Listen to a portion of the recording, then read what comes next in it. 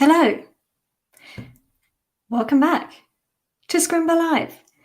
As you can see, I'm currently alone, but don't worry, Molly-May will be joining us very soon.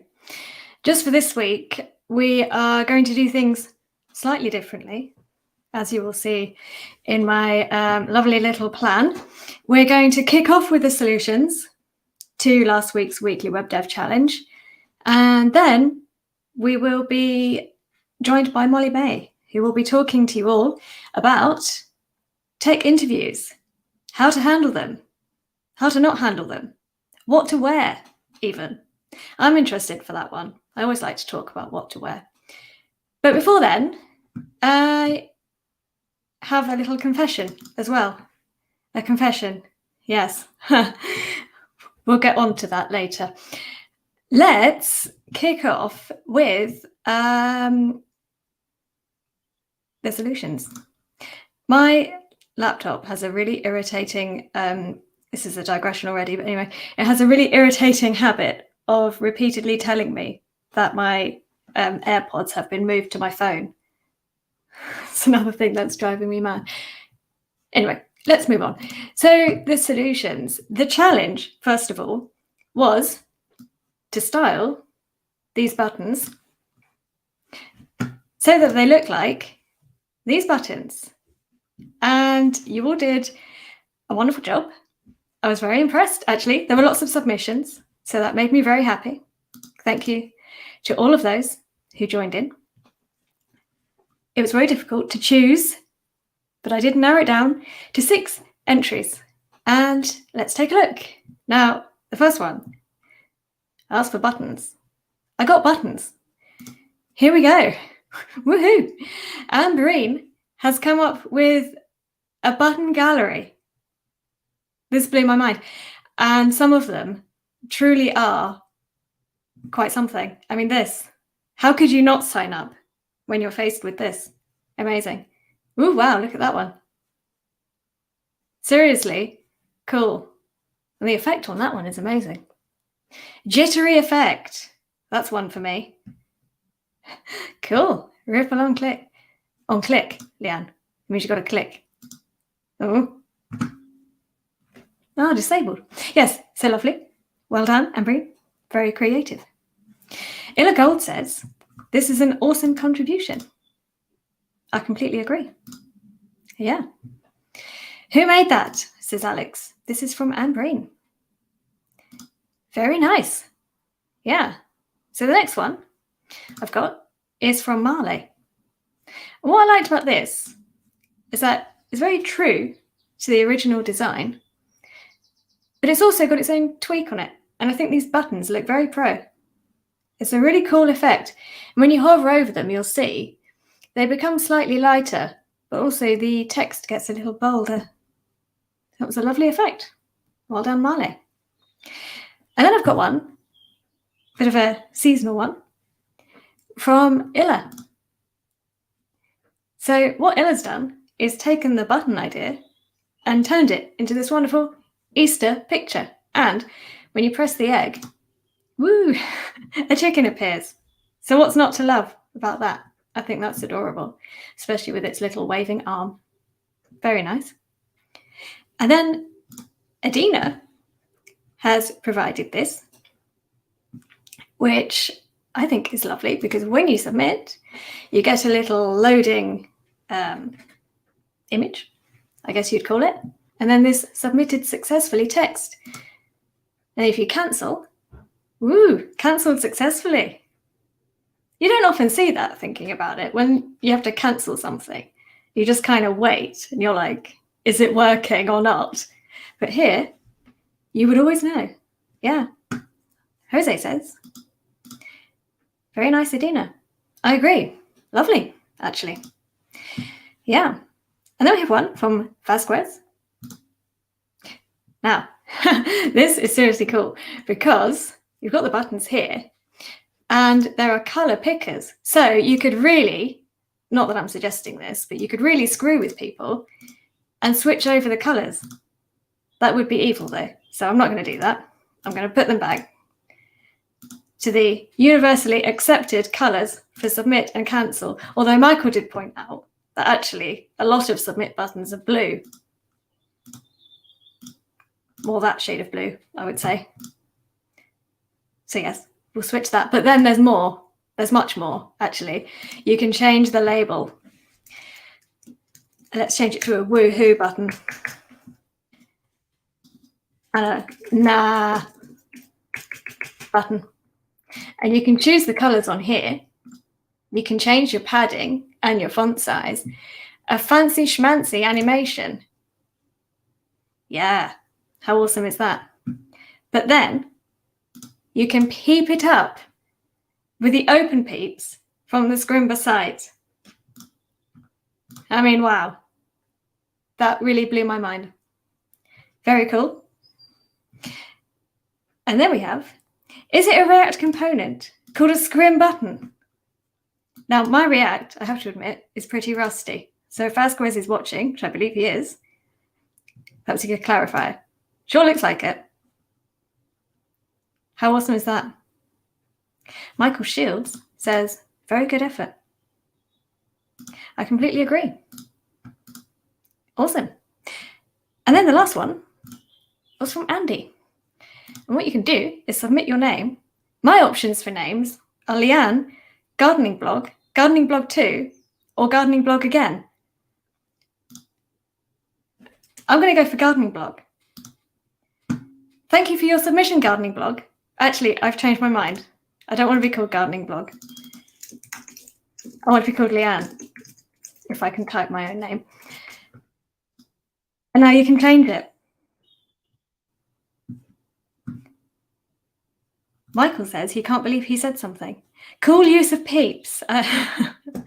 Yes, Michael has a ongoing loathing, I think you'd call it, of cartoons for some reason. Don't ask me why. But yes, he likes them in this context. So well done, Vasquez. You have converted Michael to open peeps. Or maybe you meant this one, Michael. Or maybe both. In any case, lovely solutions. Yeah, so let's open the winner poll. Now we're going to have it open for quite a long time today because I'm going to leave it open until the end of the chat. No, not chat, but it is a chat. The live stream. So there we go. It seems that I can't pin the links that I post. All I can do is put user in timeout, the user being me, or block the user, neither of which I want to do. So Michael and Alex, if either of you can pin it, can you do that? That would be lovely. Yeah. So Molly-May will be joining us very soon. In fact, she will be joining us around about now, which is lovely. Molly-May, if you're ready, give me the thumbs up. If not, you are ready. Fantastic. Okay, I'm going to add you to the screen right about now.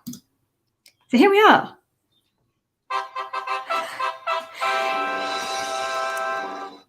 Hopefully you can all hear and everything, Molly. Hello, everyone.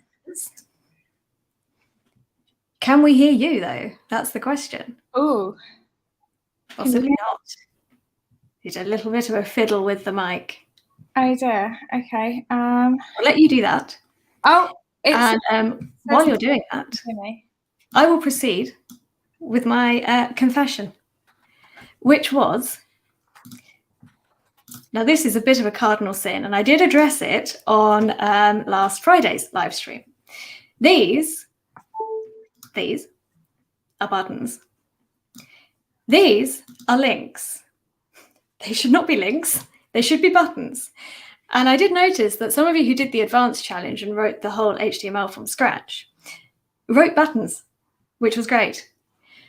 If you're wondering why I put links instead of buttons, it was an oversight on my part and a bit of a boo-boo. So sorry about that, but please use buttons for your buttons. Moral of the story. So that's my confession. If you have an HTML confession, you can leave it in the chat. Illigold says, nice to see you again, Molly-May. Nice to see you too. Can you hear me now? Ah, still no audio, Molly-May. Oh, no. In your camera and mic section, sorry for the on-screen tech advice. Yeah, in your camera and mic section, there's audio. Maybe you need to change it to your audio. Now? You're definitely not on mute, though. No. It says everyone can hear me. Interesting. I'm not sure what to do here. We'll sort it out shortly.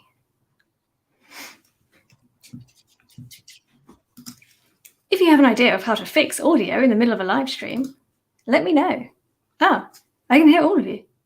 Oh, it's just me then. Well, that's a screw up. That's great news, though. Oh, If so I put everyone this away, can hear me. maybe that'll That's solve good. the problem. Right, hit me up. Are we there? Well, if everyone can hear Yep. me, that's a good thing. We're good. I can hear you. Oh, yay, hallelujah. Hey, woo! This is why we normally have a little test beforehand. But yes, never mind. We're here now. Thank you for coming, Molly. It's lovely to see you. Lovely to see you guys too. And this was actually your idea to have a live stream on interview tips. And I think it's a great one because that's something that people struggle with, people find difficult. And I'm sure you've got lots of wonderful tips. Yeah, and stories, horror stories, good stories. So I thought it would be good to share with everyone, especially the juniors in there.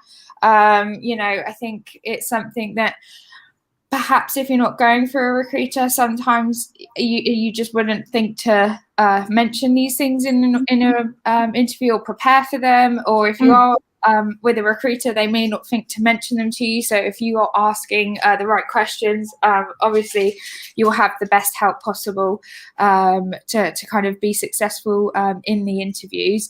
Obviously, tech tests is something that you can't really control, but you can try your best to find out as much as you can beforehand as to what the technical test could be. So sometimes it's kind of like a whiteboard kind of coding thing, or sometimes it's a project, or sometimes I've had clients break a website and then want the candidate to try and find out what the problem actually is and what is broken.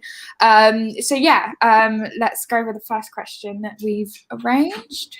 Yeah, no, that sounds great. I'm looking forward, slightly evilly on my part, to hearing these horror stories as well. So that will be great to hear. Let's kick off with a fairly broad question, I suppose. What's the number one thing you recommend people do to prepare for interviews? So I think the top of my list would always be to find out who's interviewing you. So whether that's someone from HR, or whether that's someone in the technical team, or whether there's going to be more than one person there.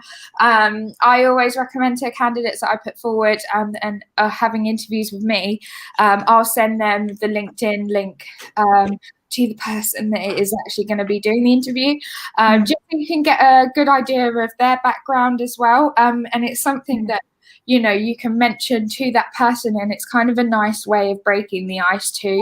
If they've been at their company for 10 plus years and it's a company you're interviewing for, then that might be worth kind of starting a conversation with and saying, I've seen that you've been there for 10 years, so the culture must be really good, or something like that you can then start a conversation. And also it's your chance to find out more about the company too, that they may not necessarily mention to you, or may not necessarily be on the job spec. I think that's a handy thing. Always know who you're talking to and what their background is. And then the second thing is obviously knowing what job you're actually interviewing for. I've had a few candidates kind of call me on the day of the interview and say, what role is this again? So, having prepared, before you kind of go on a Zoom, obviously, or Teams, whatever it is that it's over, I would definitely have up on your laptop or on your phone the company's about page. So, a brief info of what the company does, just in case you get that question that I think everyone hates, because sometimes it's not expected, and some companies will ask, why do you want to work for us, or what do you know about us? And if you haven't done like thorough revision beforehand, or you haven't got a very good idea of the company, that can kind of leave you with a bit of a stuttering basic answer that may be the reason why you don't get through to the next round. So yeah, definitely have the about page up, just so that you can either bullet point it beforehand.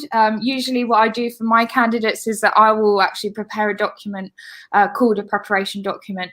So I'll take some bullet points literally from the job spec or from their website, and then have that as like highlighted parts, that are obviously important information. And then what I would then do is then have the links there for the pages, the about pages, the LinkedIn people, etc., etc. So yeah, I think that's the most important thing, and obviously the job spec as well. I think especially because that question about why do you want to work here is often at the start of the interview. So if you find yourself fluffing that, then it's quite difficult to recover. But maybe they wouldn't mind too much, but for yourself, it's not a great way to get started. Exactly. So good tip there to kick off confidently. So I think we've kind of, in a way, covered the second question in the first question, which was what's the most common mistake you hear about in interviews? So lack of preparation by the sound of it. Oh yeah. And I think the other mistake is kind of people, it's a bit of a difficult one, and this was something I really wanted to mention actually today, was people saying things like, they're asked why they're leaving their current company, and then people start either saying really negative things about their current company, or because they don't want to sound like they're being negative about their current company, will start saying really good things about their other company. And it's really a strange situation, because some clients will take that as, oh, well, you obviously don't want to leave your current role. Or some people will then say, oh, well, you obviously, not being very nice about this company, what are you going to say about ours? So it's a bit of a tricky one, but I think you should always say that, if you do get answered that question, why are you looking to leave? I think it should always be, obviously be honest, but I wouldn't go, if you're having issues inside of the workplace, whether that be socially or with your management or whatever it is, I wouldn't go too much into detail and say too many bad things, but I wouldn't then also, be praising your current company if you're looking to leave, because that doesn't really add up to either. So I find that the best answer is kind of, I'm looking for progression, or I want to move into this tech, or etc. I think there are other ways of saying it that's not so harsh on either side of the story. Yeah. No, I think that's a really good tip to say you want to progress, which probably is true as well, to an extent at least. Yeah. Yeah. I think another thing I can hear that comes up a lot in feedback is always that they don't, someone may not have been as confident. And obviously sometimes I push back on that, because I think, well, everyone's nervous. This is an interview. Not everyone's really confident, and it's a nerve-wracking experience. And I think that's something that you need to try your best, obviously, if the more that you prepare for your interview, and the more that you've thought about your certain answers to certain questions that are most likely going to come up, the less nervous you're going to be, because you'll have, even if it means you writing down on a piece of paper some answers beforehand, or some points you want to mention, and just having that there might make you feel a lot better, because it is a nerve-wracking thing. And I think some really great people that I've had interviewed for me before, are really good technically. They do the technical test, it's fine, 100%. They get to the last stage and they meet the HR people or something like that, and it's just it's always that culture fit, and they weren't confident enough, and it's really sad. So I can obviously see that person was definitely well up for the job. So it's one of those things, you got to make sure that you come across as confidently as possible. Yeah. And what can people do if they really can't think of an answer to one of the questions? Is there a way around that? I think the best way is to just be honest. And if it's a technical question as well, I think sometimes you've got to just say, look, if I spent 10 minutes, looking into this, I probably would be able to come up with the answer for it. But off the top of my head, it's not really what I specialize in, or something like that. It kind of depends on the nature of the question. I mean, if it's more of a HR-y kind of question, I think it's just a case of you saying, maybe if you're not comfortable answering that question, to just be honest and say, look, I'm not really that confident asking that question. What I should do is get back to you on that, or have a think about it, and I'll come back to you. Yeah, once had a colleague of mine, she was newer than me, and she explained in her interview there was a question that she just had a mind blank on, and then she said to them, oh, can we actually come back to this later, because having a mind blank right now, but I do have an answer. And then they just touched on it at the end of the interview, and obviously she got the job. So you could always fall back on that one as well. So yeah, and to be honest, if at that point they say, right, we're not going to continue the interview, then you've probably dodged a bullet anyway. Absolutely. Yeah. So people should understand that it is a nerve-wracking experience, and mind blanks happen. I've got a question here. Alex, could you please give us some tips about big topics to talk about in an interview with a technical recruiter? Oh, like diversity, culture, values, and so on. Yeah, are those good things to bring up, do you think? Yeah, definitely when it comes to culture. So I mean, when I'm taking a job specification, I know obviously I'm not, being interviewed for the job, but what I do when I'm speaking to the clients is pretty much like an interview anyway. So I'll ask them things like, what's your development team like? How big is it? How is it structured? What's the team like? Who sits under who? I think a really good thing to topic wise to bring up is what's the progression? Are you looking to change any tech in the next 6 months? Are you looking to change any tech in the next 2 years? What's the kind of scope of the projects that you're working on at the moment? Another thing is also how agile, if they're working in agile, how fast are their sprints? Is it every 2 weeks? Is it every week? Important things that you would want to know about working within that team. I think things like other teams in the company, you might want to touch on it, but I think that's more of a later conversation. I think what you want to focus on with someone who's a technical recruiter is definitely, what the technical team's like, what's the culture there, and how it's structured, so you can get a good idea of, who you're going to be working with and how the team is run, basically. Yeah, and you could also use that to your advantage, because if they are looking to change tech in a few months or a couple of years, either you already know it and you can bring it up in the interview, or you can start learning it now, which will help you later down the line. So, and I mean, it's at that point too, there's some people who, some companies that are quite open to, having developers come on and actually be involved with what tech they end up changing it to. So that could even be a chance for you to kind of do a little bit of a knowledge drop and say, oh, well, I think if you're going to migrate to, if you're going to migrate to any tech, looking at your current tech stack, I would suggest X, Y, and Z. So I think that's a good way of you showing, your skills and your knowledge. Yeah, no, excellent. You touched a little bit on interview nerves. Do you have any tips for dealing with those? Other than preparation, of course. No drinking alcohol before. No, so I think it's just definitely, I think the biggest thing that you can do, because I used to be a very nervous person, so I completely understand like where this question's coming from, and it used to make me so scared to do anything even like this that we're doing now. So I think it's just preparing, writing notes, and even if it's getting your your partner or your sister, brother, mother, whoever it is that you've got like near you at home, or even a friend to run through and do like a mock interview. I mean, if you're working with a recruiter as well and you ask them to do that like with you, I think they'd be more than happy to do. I would anyway, but if you wanted to run through it on Teams so that it's more realistic and like the real life situation that you're going to be in, and just kind of have some mock questions and some mock answers to go through, and just kind of maybe an hour or a day before, the evening before, just to go through it and kind of get yourself into that mindset of not freaking out.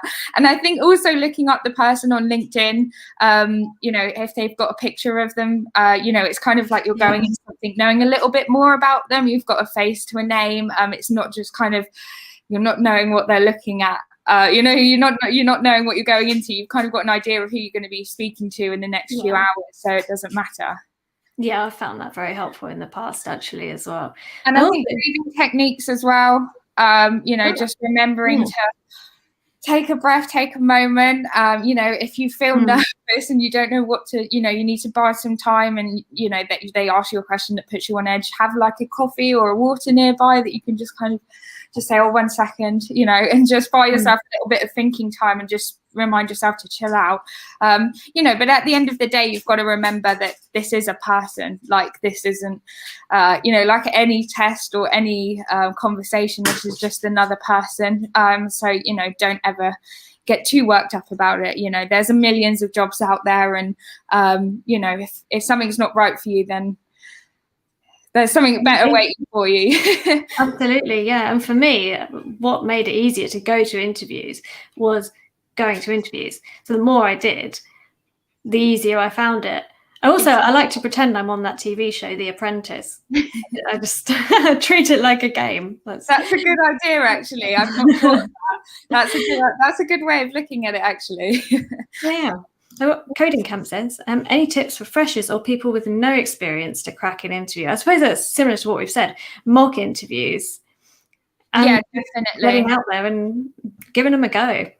And I think, if you're a very junior developer, I think obviously putting some projects together or some websites, like I've mentioned in other live streams that we've done, maybe sharing your screen and actually talking to the person about those projects that you've done.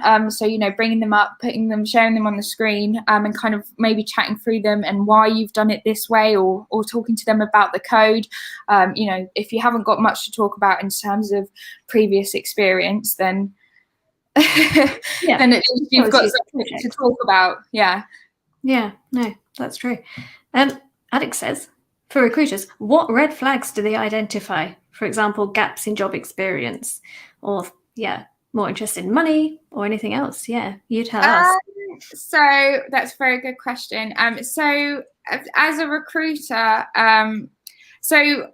this is a bit, I'm not sure if I completely understand this question. So are we talking about me as a recruiter and what I look for when I'm speaking to someone, or are we talking about, as a recruiter with my experience, what do interviewers look for? I think interviewers. Okay. Yeah. So, I mean, I don't think that they bring up, unless, this is the thing. So with gaps in your job experience, if you're talking to a good recruiter and you're going for a recruiter for a job, they probably will already speak to you about why there are gaps in your job. And they probably will have already discussed this with the client. So it's unlikely that it's going to come up if they've already done that. If they haven't, I think it's just best to be honest. If you did go traveling, like, don't lie about it, because they might have already asked the recruiter, and they might be, seeing if you're actually being honest. And then obviously if the recruiter said one thing and you've said another thing, then that could look bad. But I don't think it's something that I wouldn't say it's like a red flag or something that you get penalized for in a interview. I think it would be more a case of just curiosity and wanting to know what it was that you were up to during those gaps. Interest in money is a different thing. I've never, like, my biggest advice for people is never mention money. Never mention money. And if they ask you, then you just say, like, I'm not comfortable discussing that, until you offer me. Because the problem with kind of mentioning money is that if you are going for a recruiter, they might have put you across it. You would have had a discussion with that recruiter, and they might have put you across it a little bit more, just to try and see if they think that you're worthy of that. And then obviously speaking to the client and they are asking you certain questions about your current salary and things like that, you know, it could mix up you know, what they offer you, or it could make their offer lower in the long run. So if you say to them, I'm on 38k, they might have initially wanted to offer you 50, but now that they know you're on 38, they're probably only going to offer you 45. So my biggest advice with that is definitely never mention salary. Just always say, you know, I'm not comfortable speaking about that. You know, if we can discuss that when it comes to the offer. I wouldn't mention money ever. And if they are asking that, I would want to know why they are asking that as well, just out of curiosity, because if they're asking that, it's probably because they're already trying to maybe get the best value for money. Yeah. You get what I mean? So yeah. Benefits, definitely ask about benefits. The benefits package, that's a good topic. Like, I don't think that's a red flag at all. You know, I would want to know if it was me. You know, if they're not, sometimes they aren't on job specs as well. So you know, I would want to speak to them about it, and then I would kind of say, you know, if they've got something like perk box or free drinks in the cafe, I would ask them, you know, do you use that? Do you use it often, or is it just something that like is there that no one uses? It's something that you can kind of have a conversation with, and then kind of steer onto more of the culture side of things rather than the money and, you know, what I'm getting out of it kind of thing. So yeah, and vacations kind of come under benefits. So yeah, I think just going through the whole benefits package isn't the worst thing in the world.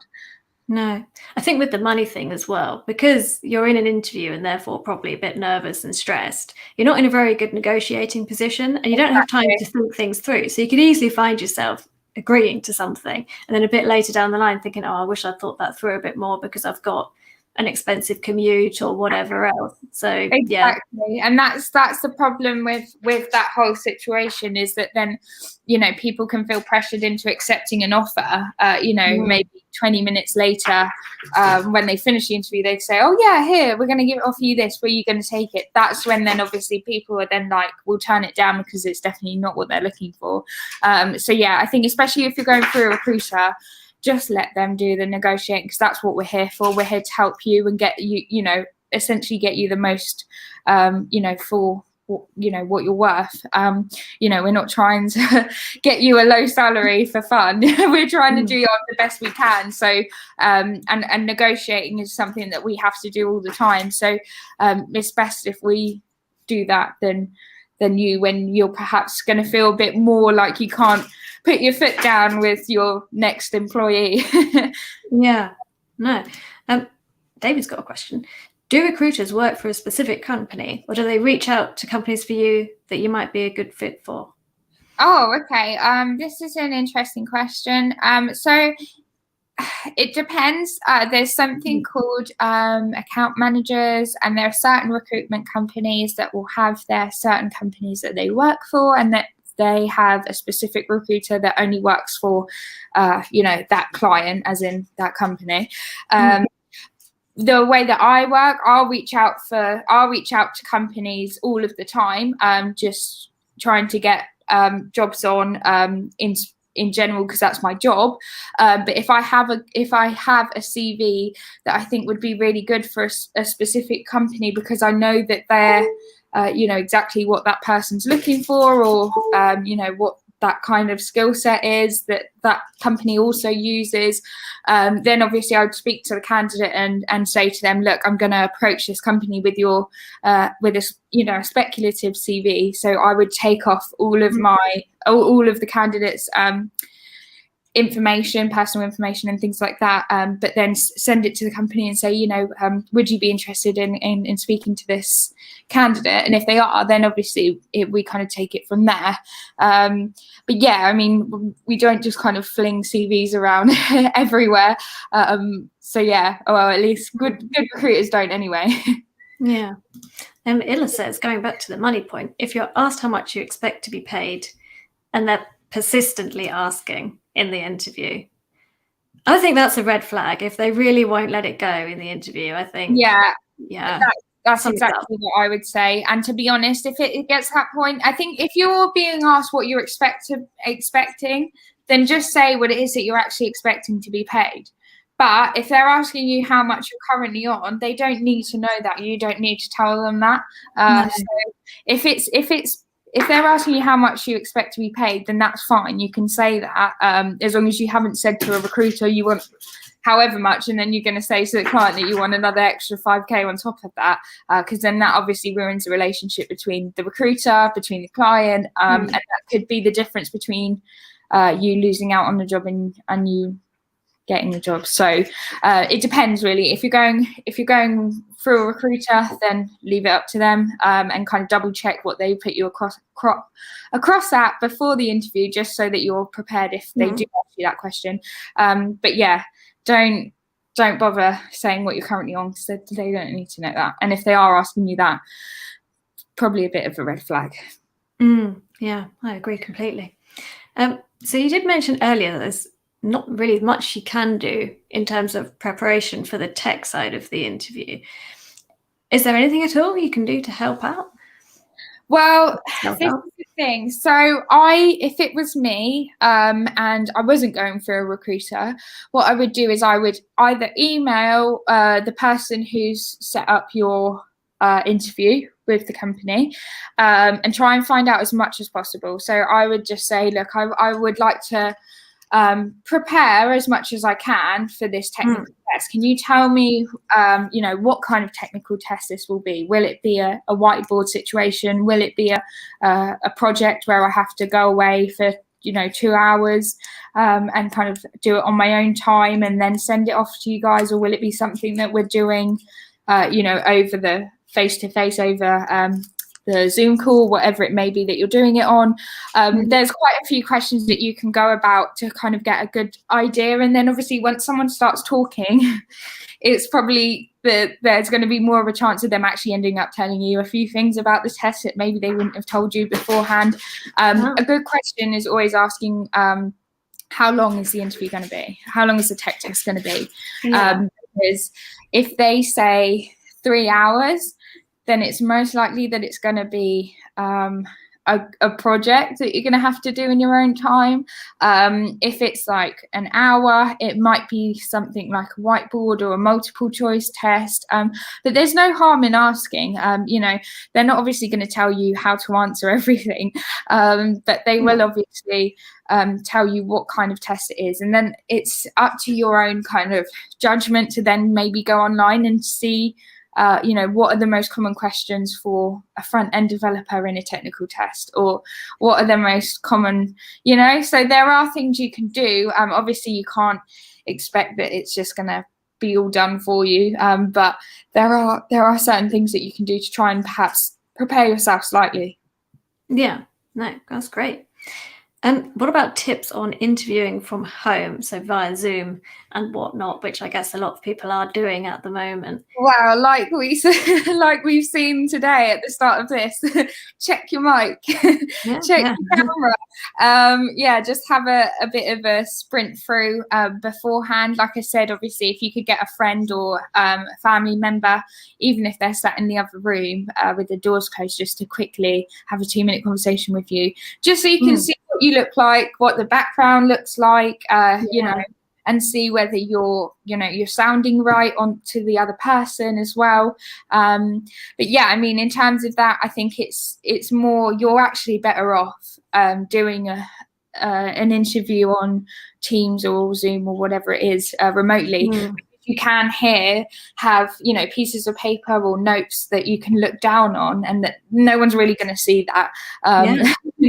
So rather than being in a face-to-face interview where you can't obviously do that.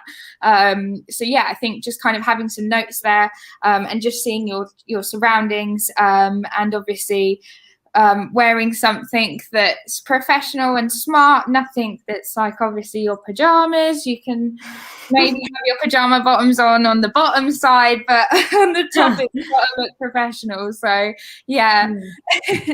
I think you're absolutely right though. In some ways it is nicer to interview via Zoom or Teams, because you don't have the stress of finding the location for a start as well. You have the technical side of things to worry about in terms of your mic working and whatnot, but at least you're not running around or worrying about the bus being late or stuff like that. and you can. That is a great tip. Having notes up or a picture of your cat to calm you down or something is quite nice.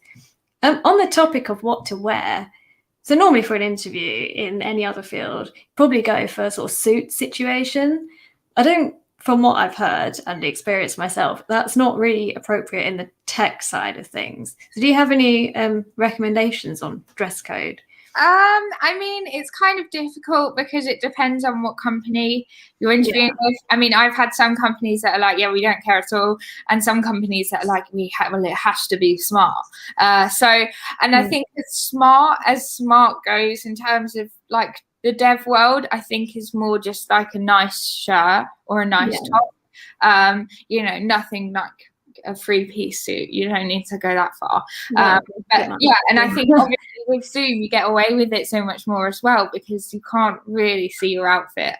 So if you really don't know what to wear, then maybe wear like a black top like me and Leanne are right now. Because you can't go wrong with black tops. Noel's made a suggestion of fake backgrounds. Now this is an interesting one. You don't think it's a good idea? I don't know. I don't think it's that great because it can glitch and it might look unprofessional. I mean, I'm sure everyone somewhere has a white wall or some kind of plain background. Obviously, I wouldn't be sat in bed, have a bedstead behind you. But yeah, I think I'm not sure 100% on fake backgrounds. I think it's probably best just not to have any other technical things that could go wrong or embarrassingly wrong in the middle of the interview. I think just try and keep it as plain as possible. Yeah, although sometimes you can be accused of having a fake background when you actually don't. Michael was talking to someone, one of the Scrimba teachers. Michael's one of my colleagues and husband. And he was convinced that this teacher had a fake background because he had this grand piano in the background with a cat. Oh my God. But then the cat moved and that was his actual house. So, yeah, pretty amazing. Oh, this is an interesting question from Michael Shields. How forthcoming are employers with feedback in general? Yeah, do you get honest feedback on candidates? Well, some of the feedback you can tell is genuine and is actually true. Sometimes you get those comments that that they're definitely meaning something else. So a lot of them, it's you get this kind of umbrella feedback term that's called. They say, what is it? It's a wrong culture fit. Now, usually this means that you're either too old or you're too young, or there's something that about you that HR or whoever it is in the team doesn't like, and it's actually really sad. And they use that term to kind of cover them because they're not obviously saying no, they're too old for this team. Obviously it happens sometimes. You're maybe better off in a team full of more older people or a mix of the older and younger people. If you're going into a development team with really young kids and you're maybe 40 or 50 or later than that, you may find that a bit of a culture shock too. So I can see where people are coming from when they say that. But yeah, sometimes they can be really brutally honest. Most times they're not. Usually they'll just say, no, they weren't right. But that's then obviously up to recruiters to then push and try and find out more as to what was the actual problem. I wouldn't say that they are extremely forthcoming, but some of them are. Yeah. And Michael says now, what age is too old? I think I saw that come up in the comments. There's too old age, I don't think. It's more about there isn't too old. Fitting with teams rather than I think it's just why someone else has said, why can't Oldham work? I'm not saying that. I'm not saying that we can't, and it's nothing to do with my opinion. All I'm saying is that sometimes I get that comment and obviously it's pretty I can't say the word. It's indicating that that's what they mean, and they will go about it in so many ways. There's other things too that come up, but yeah, there's no too old or too young. I think it's just down to the company and their team. I'm not sat here saying that someone who is older couldn't work with a team that is that has a majority of younger people, but obviously that's just the feedback we get sometimes, and it is unfortunate and it is sad, but that's just the way the world works sometimes. Yeah, and then if that doesn't work out, you'll hopefully find a team that will be better. Exactly. Yeah. Michael Rock says, they say that the interview process is a two-way street. Is there a tactful way to ask what their company will do for you? Yeah. Good point. Yes, definitely. And I think, like I mentioned earlier about looking at this person, the person that's interviewing, their background, I think is a really nice way of you going about this. So you can't just kind of go there and say, so what are you going to do for me then? If you perhaps say to them, oh, wow, you've been there for 10 years. What's kept you? And then they might start saying, oh, well, I really like who I work with and blah, blah, blah. And I'm like, oh, yeah. Oh, that's good. So, how's the benefits package? Is that something that's, always kept you? If other people are trying to take you away from this company, what's the one thing that's kept you here? And that's the kind of way that you can go about speaking about those kind of things. If not, maybe just ask, what do you guys do socially? Have you guys been doing Zooms or, like quizzes or something like that on a Fridays? I've heard a lot of companies have been doing that, or saying, how have you guys been keeping the team and the social life together during COVID? That's another way of going about it. I would go around it, but I wouldn't go directly to, what can you do for me? Maybe asking something like, what's your favorite part of working here? Do you think that would be? Yeah, exactly. Things like that. What's kept you here? What's your favorite part of working here? What's your favorite part of your day? Things like that. Yeah. And what about those tricky questions like, what's your biggest challenge? Or sometimes you get that one, tell us about a time you failed at something. Or things like that. I mean, this is something that comes up in every job. And I think the best way of going about it is always, obviously never, being rude about anyone. But obviously maybe saying, what you've done to help, and how you've been a kind of a team player in this situation. But then you can also kind of play on the fact that as an individual, you helped bring the team together, or, what was your biggest challenge? It depends what the challenge was. It could be that you had a deadline for a project and you were waiting on X, Y, and Z, and they had a lot of other projects going on. So you maybe, got your hands dirty and did something you don't usually do, or sat with them and asked them how you could speed up the process, things like that. But yeah, I wouldn't ever, if you were working with someone difficult, I don't know if I would put it that way. I would maybe just say, there were people in my team that, were focusing on other things, or, we perhaps needed, a few extra hands on the project. I would avoid obviously saying anything bad about anyone, because that never looks good. No, not a good look. I think also if you can talk about something that went wrong, but you then recovered, and make it than just it went wrong and that was that, or at least what you've learned from it. I think would be helpful. Yeah. Another question is, how important are cover letters these days? I don't really think they're that important. I might be in trouble now. I've said this. No, I mean, I've never. I actually in my career have not ever had a client once ask me for a cover letter from anyone. Yeah, great news. There's your answer, William. Don't worry about it. Yeah, I think if you do get asked for one, the thing is that, like, your CV is clear and it's, like we said before, if you're concise and clear and to the point, you wouldn't need to sit there and read a cover letter about someone. You can kind of get a good idea of what the skills are. And I think the important thing is, I think nowadays anyway, a lot of people want to just see the CV. A lot of clients want to see the CV, know that they're good technically, take a look at their GitHub or whatever, and then obviously have a chat with them. And that's where, your cover letter happens. It's kind of being personable, and being able to chat about your experience. So yeah, I don't think they're important at all. That's great.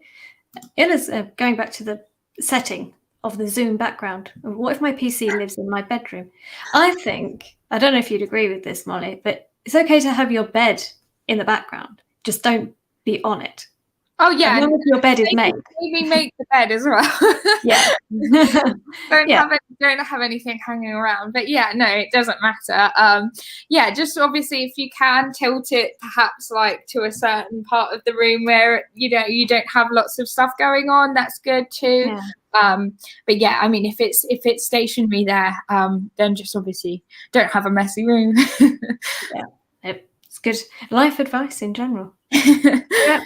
How long should people's answers be in an interview? Because I struggle with this in life and in interviews when I find myself at them, that I don't want to be too short, but then sometimes I feel like I'm babbling. So what is a good answer in terms of length? Oh, it's weird. This is a good question. The problem with this is that I've had clients before say that someone is too concise, and I've had someone say that they go on for too long. So I completely understand where this has come from. I think obviously just answer what is necessary. I've had people who, they'll be asked a question and they will go around every single roundabout before they actually get to what they were supposed to be answering. So I think as long as you kind of get to the core of what you're on, what you've been asked, and then obviously maybe if you're not sure, say, would you like me to expand on that? I think that's the safest way of going about it is, just answering the question and then say, would you like me to expand on that? I can if you want me to. Instead of obviously babbling on, they might be sat there going, no, it's okay, we only needed the first 30 seconds of that. So yeah, I think that's a good question to ask. Yeah, put it on their doorstep, how much they want. Sarah says, I got my last job as a banker with my bed and unicorn stuffies in the background. I didn't notice until it was too late. Well, apparently the unicorn got the job. Yes. I think that's it. I mean, so many people live in flat shares and house shares, or maybe with their parents or something. And, you don't want someone banging pots in the background. So it's fine to be in your bedroom, just not in the bed. Yeah. And Caffeinated Pixel says, maybe the unicorn sealed the deal. Indeed. I was thinking that. It's good. It's a good personality show. It's a talking point. Yeah, totally. If you've got any other questions for Molly, let me know. I did see one. Yeah, this is a good one from Anil. Should I talk about my other offers? No. Even in the negotiation stage? Never. Do you think? Never.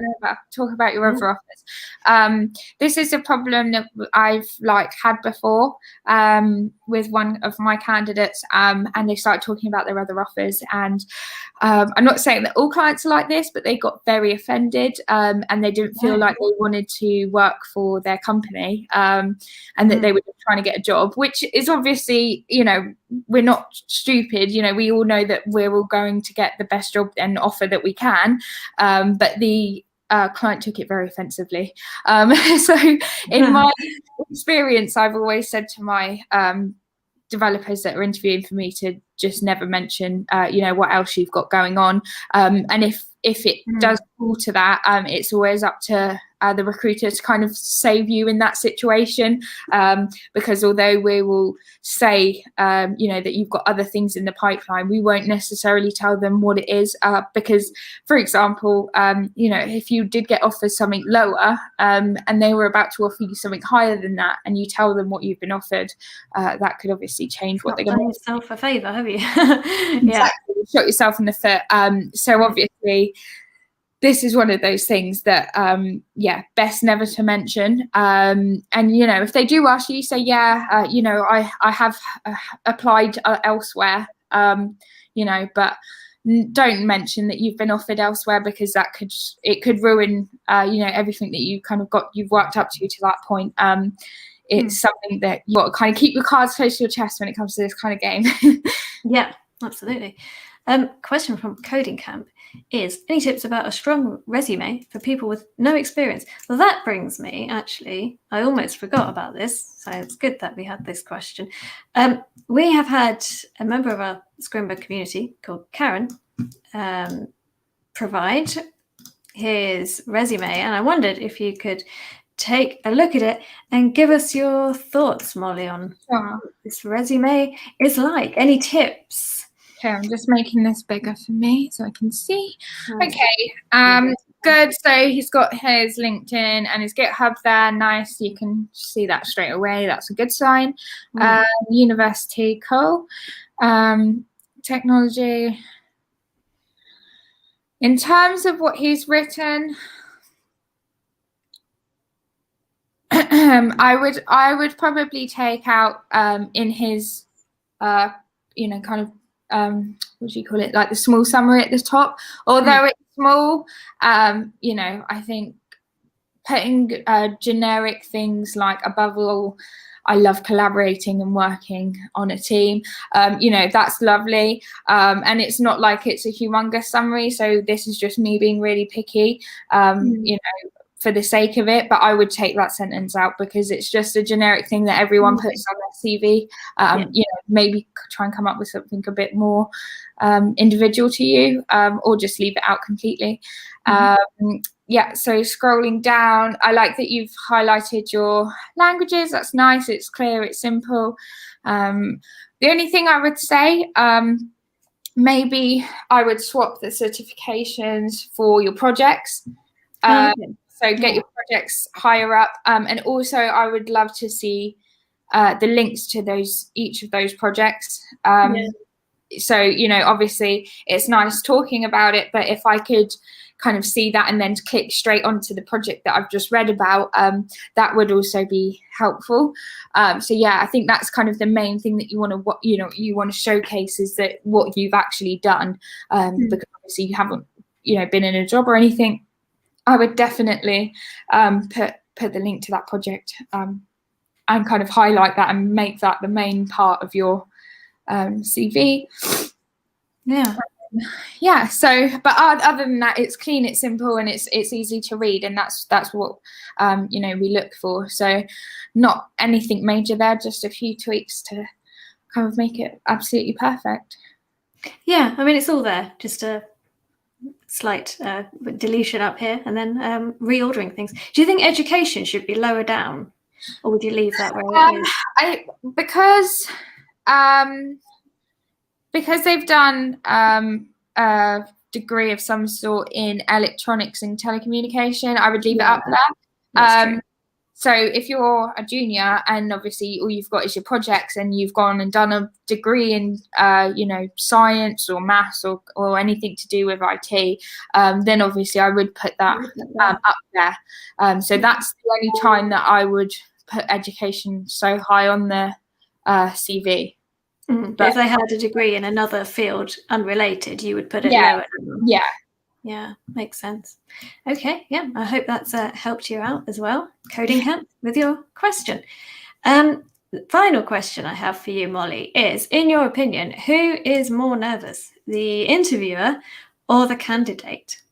I don't know. I would assume it's probably the candidate. I think the interviewer is going into it knowing what they're going to ask you, whereas you're going into it not knowing what they're going to ask you. And I think that's kind of the biggest thing is, it's not like a fear or a nervous thing. It's more of a fact of you're kind of stepping into the unknown, whereas the other person is, obviously they don't know what your responses are going to be like, but they've got an idea of how the interview is actually going to go. They've probably got a structured plan and a certain set of questions that they're going to ask you. So it's probably not as scary for them as it is for you. But obviously, if we take everything that we've said, and you look at the about page, you might want to revise a few facts about the company, because that's great as well. And that's something I didn't mention earlier. If you kind of do a few knowledge drops of the fact that you've taken time to find out about the company, that's really impressive, for the client. And that's something that will make you stand out, from the crowd. And someone else that's interviewing because they most likely probably haven't done that. So, you know, you can say, oh yeah, no, I've seen you've worked there for 10 years. Or, you know, if they're speaking about the project team, you can say, oh, well, yeah, I've seen that you work for X, Y, and Z clients online. So could you tell me a bit more about working with them? Have you got any other clients that you're working with or looking to work with? You know, just making sure that they know that you're actually interested. It makes you look like you're so interested in the job and the company, and it takes 2 seconds to do, and it would definitely I think it definitely guarantees you a chance at getting another interview, for sure. So yeah, I think if you're prepared. Yeah. Idean says, do you recommend designed resumes like infographics? Oh, we had one of these on the CV live stream we did. And this was enlightening for me, actually. You told us that actually makes life quite difficult for recruiters.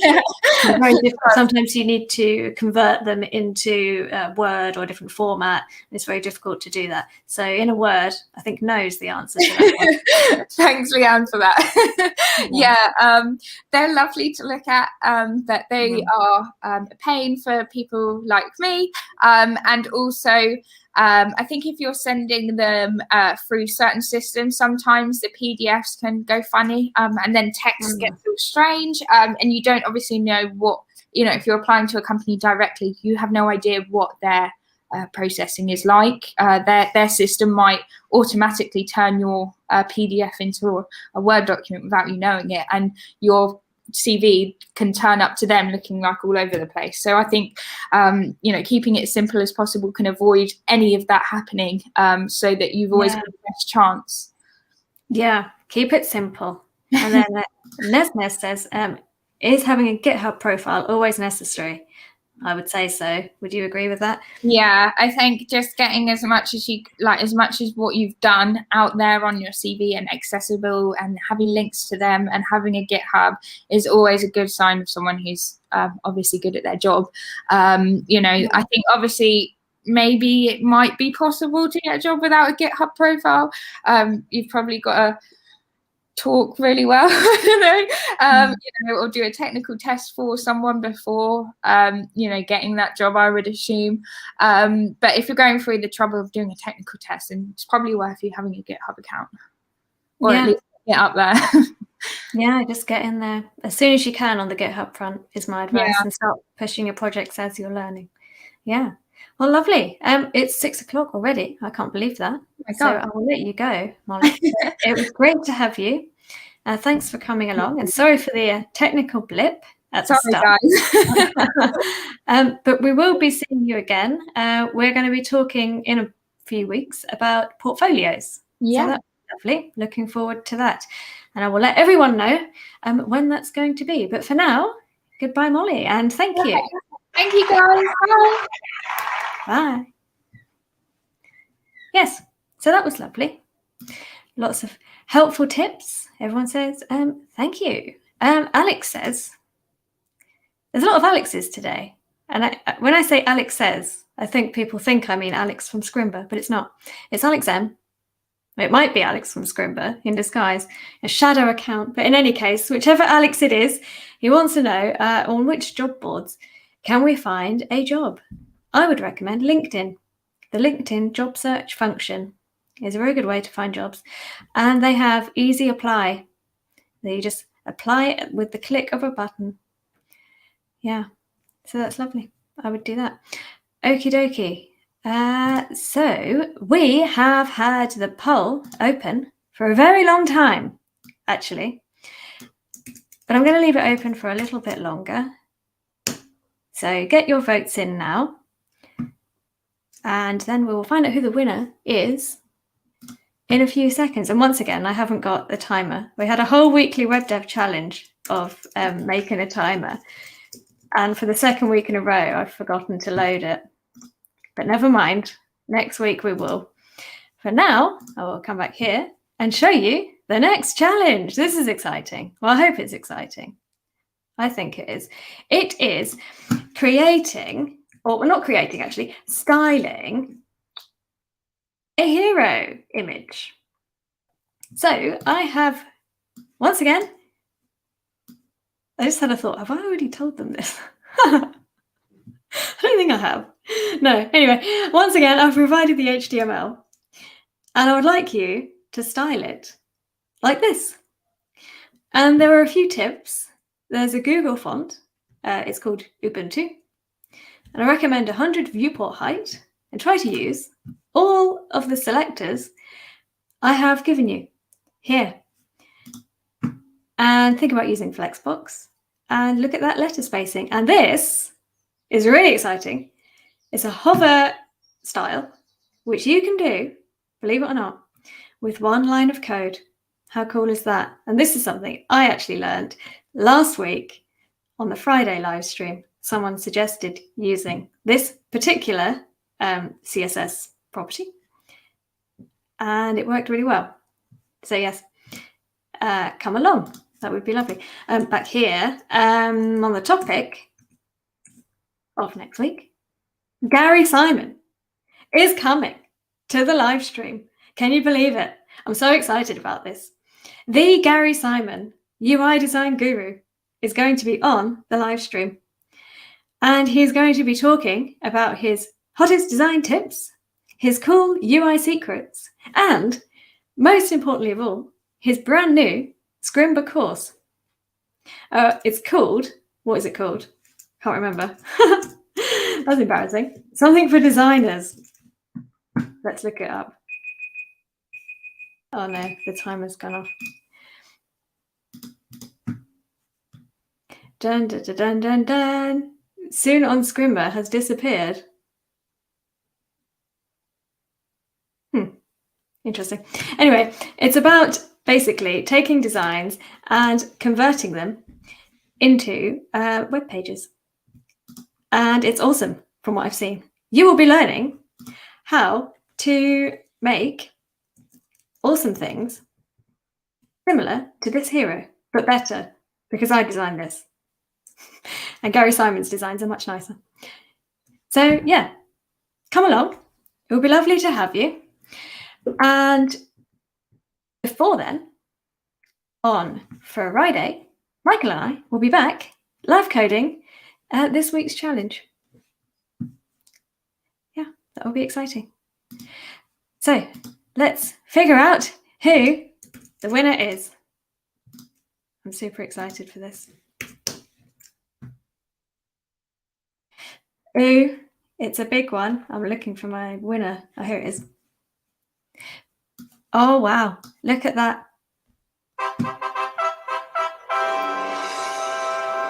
It's Vasquez with this lovely creation where you can customize the buttons to your heart's content.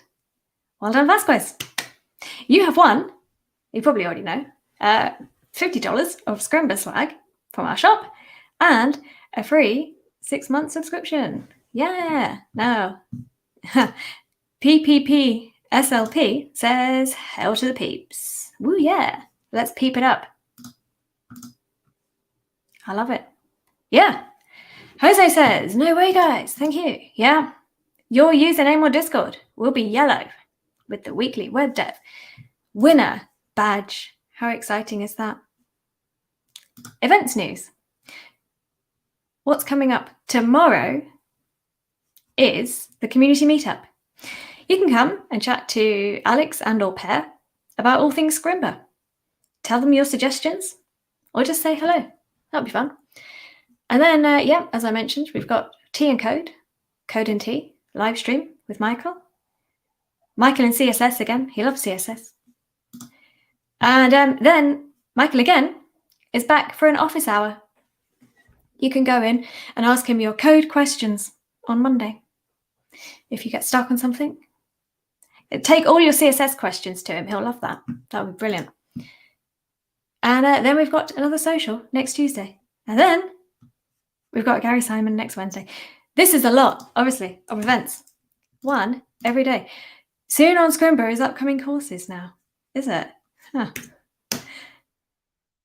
If you ever want to know what events are coming, you can check out your dashboard. Soon on Scrimba is, oh yeah, upcoming courses. Thank you, Alex. Coding for Designers is the name. of Gary's new course. Very exciting. I'm looking forward to that. Yeah. And as usual, if you've not signed up for the weekly Web Dev Challenge, oh, look at that. It's like I read your mind, Coding Camp. How to find the weekly Web Dev Challenge? Well, you head along to scrummer.com/learn/weekly challenge, and you hit, when you go there, it will say enroll. Here, you hit that button, and then the weekly Web Dev Challenge will land in your inbox every week. Alternatively, you can find it right here. The new one is already in here. Yeah, I always mark the latest one with the latest challenge, and it's at the top under the intro. So nice and easy to find. So do join in. Yeah. Well, that's it, really, I think. Well, it's lovely to see you all. Thank you for coming. And do come next week for Gary Simon with your questions. I'm looking forward to it. Yeah. Woo. Have a lovely week. And come on Friday. See you soon.